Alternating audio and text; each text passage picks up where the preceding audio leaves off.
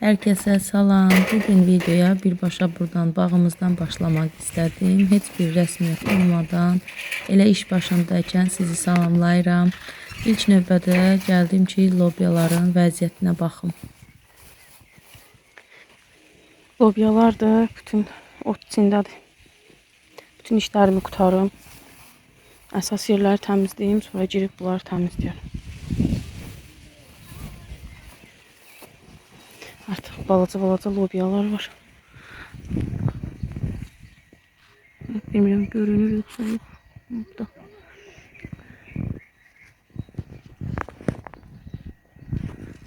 Hardasa 10 günə falan yeməli olar.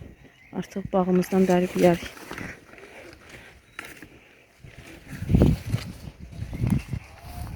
Burada xiyardır. Yarısını təmizləmişəm, yarısı qalıb. Bunlarda da xiyar var artıq.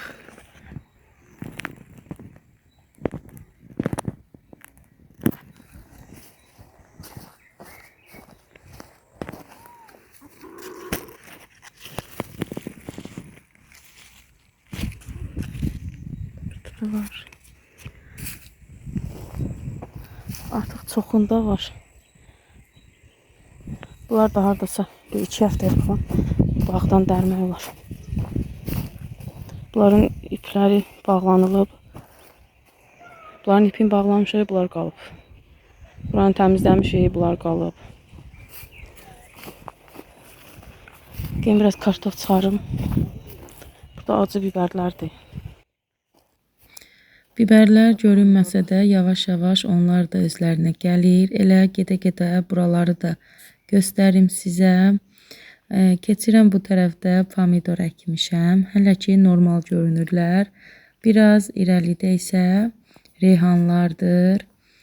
Ətri artıq uzaqdan gəlir. Balacadır. Onlar da inkişafdadır. Böyüyəcəklər. Bunlardan niyyət olmasın. Qurutmaq fikrimdə var.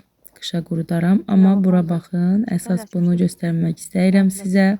Burada qarpız əkmişəm. Amma tam ortasında bircə dənə günə baxan çıxıb. Keçən il düz bu qarpızların yerində günə baxanlar var idi. Yəqin toxumu qalıb bircə dənə gəlib burada öz-özünə bitib. Bağın ortasında tək bir bəzək kimi dayanıb. Xoşuma gəldi, dedim sizə də göstərim. Yaxşı, bağ gəzintisi bəsdir. İndi bu balaca pelcəmi də götürürəm. Elə isək indicə gedək kartof çıxartmağa. Görək bugün torpağın altından nə qazıb tapırıq.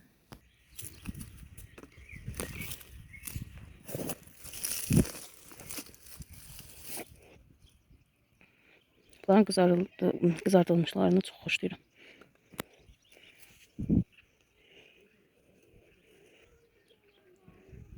Çürüdü.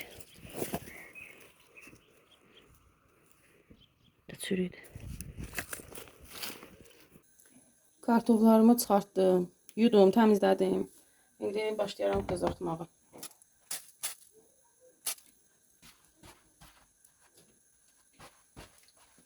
Tavamız qızarıb, az da duru yağ əlavə edeyim.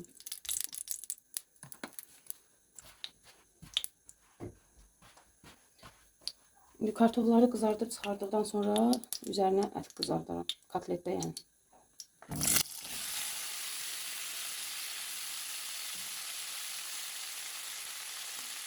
Tavanı qabaqcadan qızdırdım. Yağını da vurdum ki, yaxşıca qızarsınlar.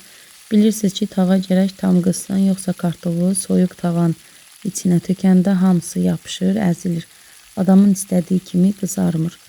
Düzü bu il kartoflar məni biraz məyus elədi. O qədər əziyyət çək, su var, dibini doldur. Axırda da çıxaranda yarısı çürük çıxsın. İnsanın zəhmətinə heyfi gəlir. Gözünün qabağında əməyinin belə itməsi biraz adama toxunur. Ürəyinə dəyir yəni. Amma nə edəsən, kənd yeridir, torpağın işini bilmək olmur, hər il eyni bərəkəti vermir.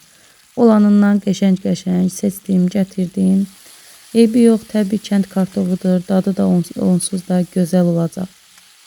Mən kartof qızartmasında ədviyyatı çox sevirəm, xüsusən də paprika, sarı kök, pul biber və qara isyot. Bunlar qatılmasa kartofun əsl ləzzəti tam ortaya çıxmır. Baxın, rəngi necə qəşəng dəyişdi, ətri də indidən adamı bihuş edir. İndi bunları qəşəngcə qarışdırım. Ətirləri bir-birinə keçsin. Sonra biraz qızarsın, çıxarıb artıca kotlet qızardaram. Qazan kotleti etmək fikrim var.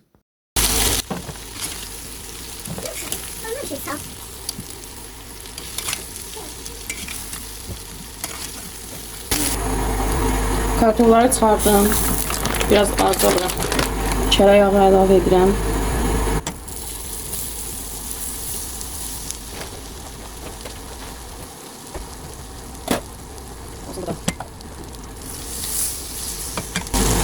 Kotletləri düzüm, gedərəm bağdan reyhan da dərərəm. Balacadır, amma yarpaqlarından dərərəm. Azca üstünə qoymağa, tərkibli gəlsin deyə. Kotletə də sadəcə duz, yot vurmuşam.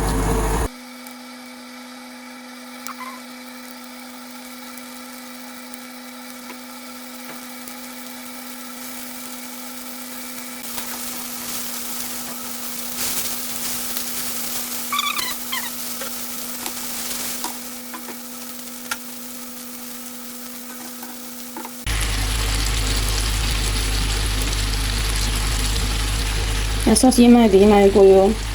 Sonra gedərəm bağ işlərimi görmək. Əsas bilim ki, hazır yeməyim var.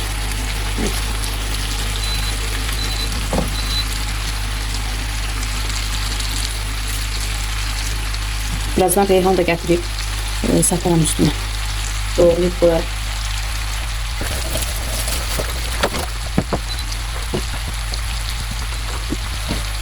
İstəyirəm bir damcı su töküm ki, dibi yanmasın. Sonra pomidorun suyu çıxdıqdan sonra bəs edər elə onu.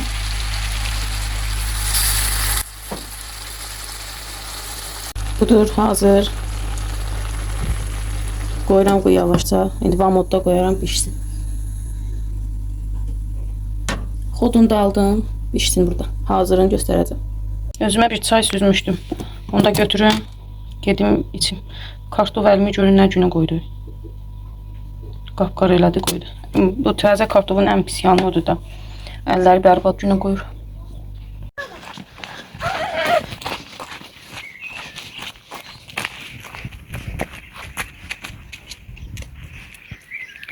Böyürtkən çiçəkləridir.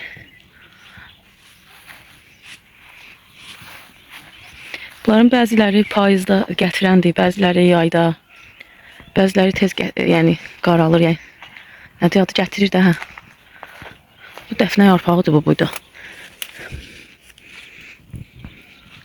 Baxın, nə boyda, əlim boydadır. Amma elə gözəl ətri var ki, buradan keçəndə ətri gəlir. Bu fexuadır. Tikanların içində gül açıb.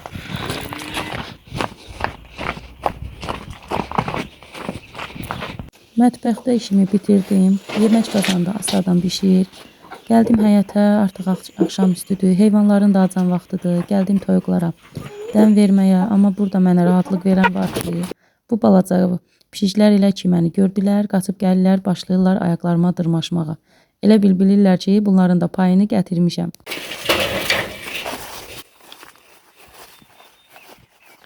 Amma elə bilməyin ki, iş bitdi. Kənd yerində iş bitər bəyəm. İndi də yenidən yollandım bağıma, bostanıma.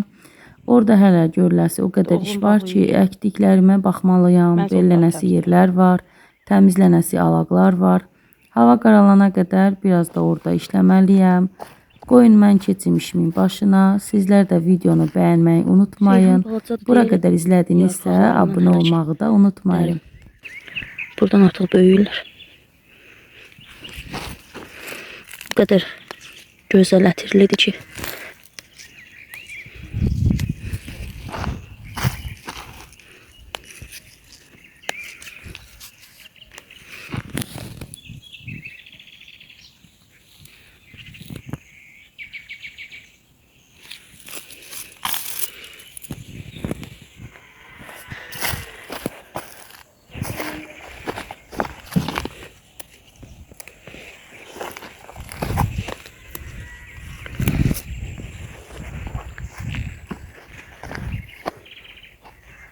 Görün harda var şüyüd.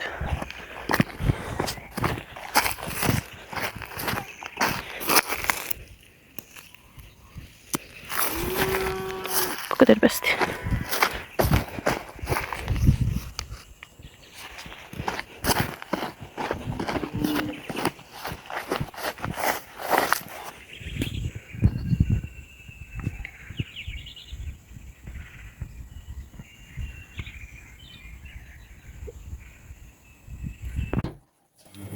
Bağ-bostan işini bitirdikdən sonra indi isə mətbəxə keçmişəm. Sabah mənim üçün xüsusi bir gündür. Sabah qızımın ad günüdür.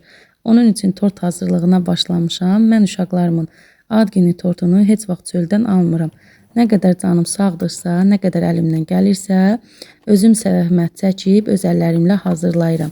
Elə bu gün də 10 yumurtadan gözəl bir biskvit eləmişəm. Bura bir stəkan yarım şəkər tozu, vanil vururam. Qabartma, bir də mənim öz qaydama görə hər bir yumurtaya bir dolu yemək qaşığı un istifadə edirəm. Belə olanda biskvit həm qəşəng qabarır, həm də çox yumşaq pambıq kimi alınır. Araları üçün isə şokolad, yer fıstığı götürmüşəm. Biskvitləri islatmaq üçün isə skuşonlu bir çay qaşığı, yarım stəkan qaynar su qarışdırmışam biskvitləri islatmaq üçün. İnanın bu biskviti hazırlasaz heç də peşman olmarsınız. Çox yumşaq, çox qəşəng alınır. Biz uşaq olanda anam da bizim ad günümüzdə həmişə tortu özü bişirərdi. O vaxt nə mikser var idi, nə də kənd yerində düzəmənli işıq olurdu. Çox vaxt biskvitlər qazanda bişirilərdi ya da elə işıq gələn kimi tez sobaya qoyurdular.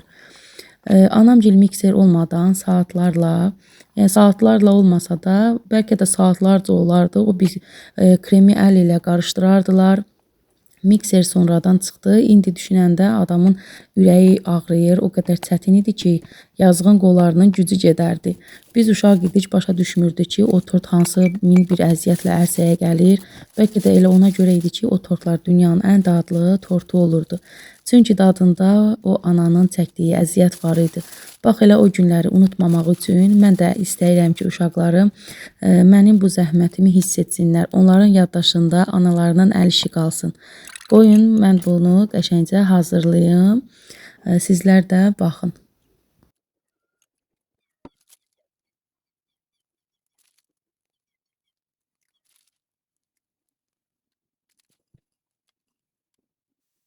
Əgər bura qədər mənimlə qaldınızsa, kənd həyatımızın bu səmiyyəti xoşunuza gəldisə, videonu bəyənməyi və kanalıma abunə olmağı unutmayın. Telefonumun yaddaşı dolduğuna görə bəzəməsini çəkə bilmədim, amma son halını sizlərə göstərirəm. Tam da qızımın istədiyi kimi alınmışdı. Sadəcə olaraq üzərindəki yazılar biraz səliqəsiz oldu, amma tort belə də çox dadlı və çox gözəl alınmışdı.